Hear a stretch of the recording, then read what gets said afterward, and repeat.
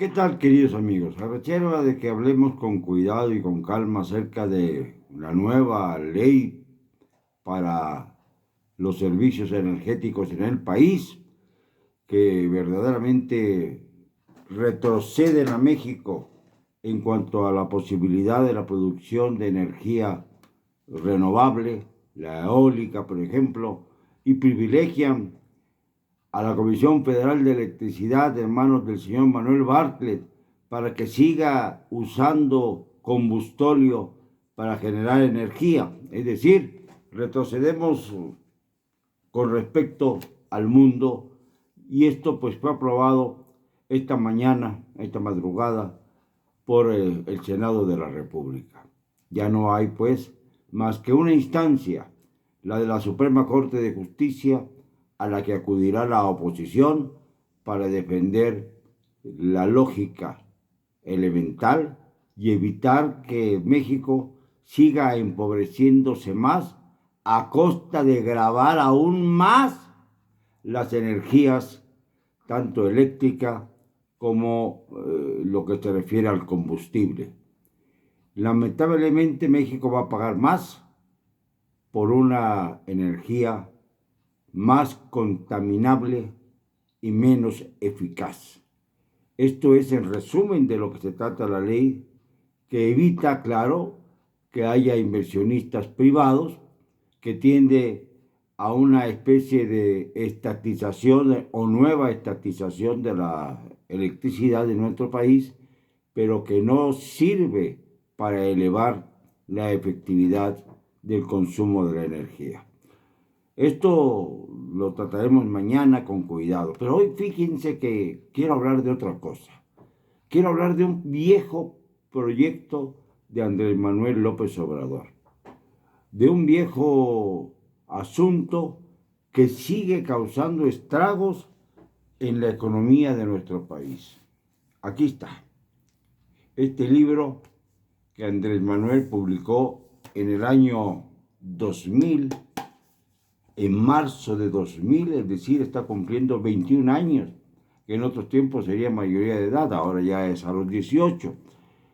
Y en este libro, Andrés Manuel relata una serie de condiciones y de circunstancias de las que quiero destacar algunas cuestiones. Por ejemplo, es inexplicable que en este libro fustigue tremendamente a varios de los que son ahora sus colaboradores y amigos, a los que sirven de enlace con los empresarios y que fueron, en el caso de Alfonso Romo Garza, jefe de la oficina presidencial, a grado tal que cuando se fue el señor Romo Garza por su propia voluntad hace unos meses, desapareció este cargo, la jefatura de asesores del presidente de la República, la jefatura de la oficina presidencial.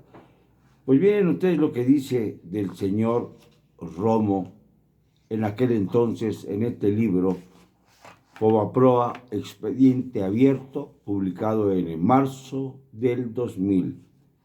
Un pequeño empresario de Monterrey nos platicó de la residencia con campo de golf de 9 hoyos de Alfonso Romo, quien compró a aseguradora a Cemex en 120 millones de dólares, una vez que el gobierno le había limpiado y aceptado pérdidas por 550 millones de dólares aproximadamente. Aquí cabe señalar que Cemex había sido privatizada por Carlos Salinas de Gortari y vendida al famoso Ángel Isidoro Rodríguez, el divino. A lo mejor a las nuevas generaciones no lo recuerdan, pero fue uno de los más perseguidos posteriormente al fraude terrible del Fobaproa. Ahorita se los digo. El caso es que acusa aquí a Romo, que fue acusado judicialmente el señor El Divino por el quebranto de dicha aseguradora, sin que se haya encontrado culpable. Dice al final algo interesantísimo. Hay un pequeño detalle. Pedro Aspe, exsecretario de Hacienda, trabaja en la actualidad, es decir, en el año 2000, como asesor de Alfredo Romo. Pedro Aspe fue el secretario de Hacienda de Carlos Salinas, el jefe de las mafias, el jefe de todas las mafias, el mafioso de todos los mafiosos, según dice López Obrador actualmente, y sigue diciéndolo. Es el rey de la mafia del poder. Pues a él se le señala como un colaborador de Alfonso Romo en este organismo ACEMEX, que lamentablemente fue uno de los disparadores del gran fraude del FOBAPROA. Y él pensaba que esto se iba a quedar en el pasado. Lo utilizó este libro y estos argumentos para llegar a la jefatura de gobierno del Distrito Federal, el entonces Distrito Federal en ese año.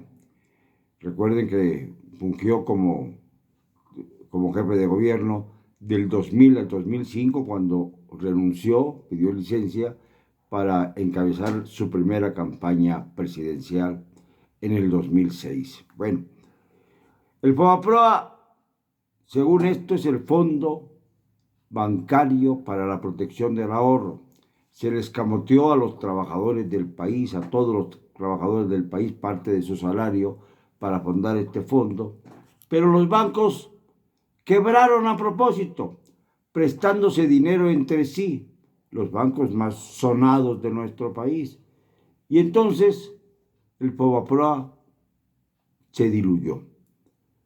Lo más triste es que los únicos que sobrevivieron al golpe del FOBAPROA, las únicas instituciones bancarias, fueron precisamente Banamex, Bancomer, Vital, 3 empresas ahora en manos de multinacionales, y Banorte, el banco que fue fundado por Roberto González Barrera, muerto en el año de 2012, pero cuyos herederos siguen manejándolo, el Banorte.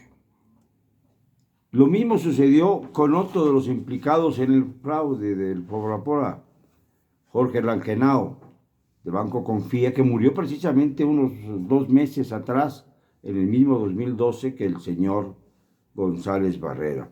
Y otros beneficiarios, culpables beneficiarios, fueron Carlos Cabal Peniche, el tabasqueño de Banca Cremi, Ángel Isidoro Rodríguez, el famoso Divino, que fue extraditado a México con un alto costo, después de que fue capturado en el extranjero, lo extraditaron a México, pero no pisó la cárcel.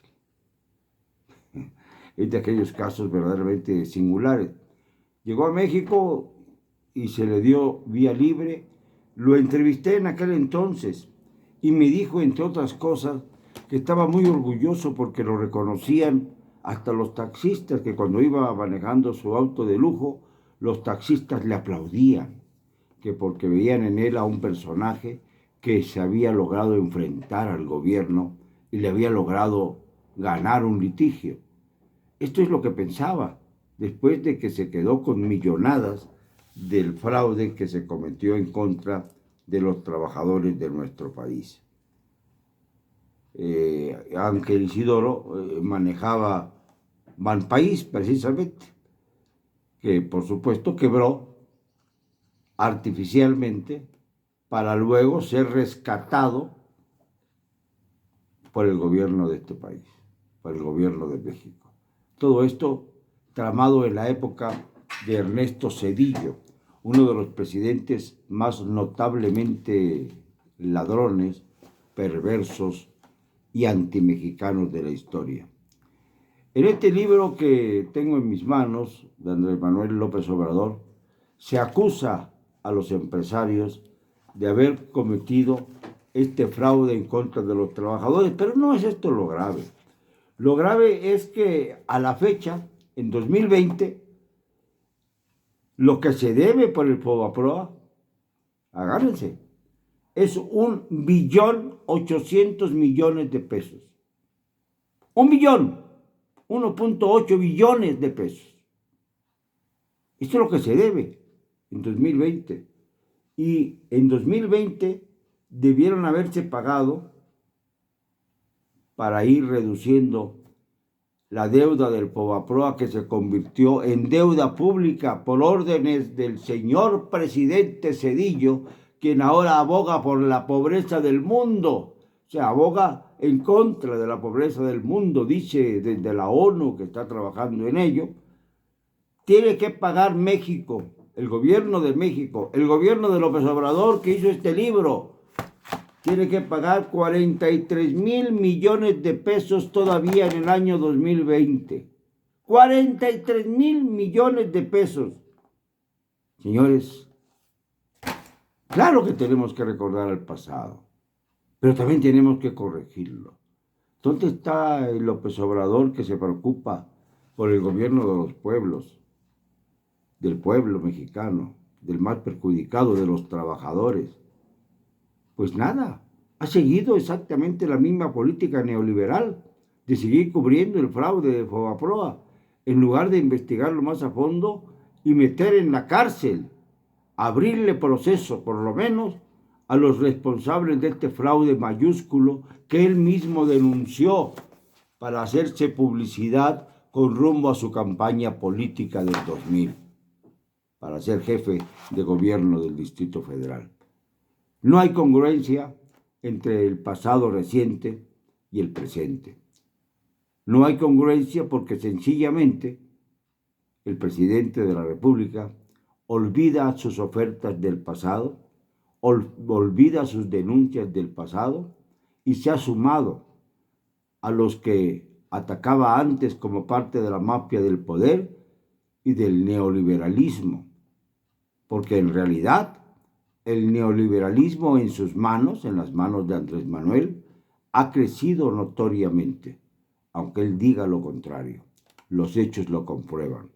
El fraude del Fobaproa fue, sin duda alguna, uno de los mayores que se ha cometido en contra de la sociedad mexicana, de los que producen, de los trabajadores, para rescatar bancos y rescatar a los banqueros, para no llevarles causa penal.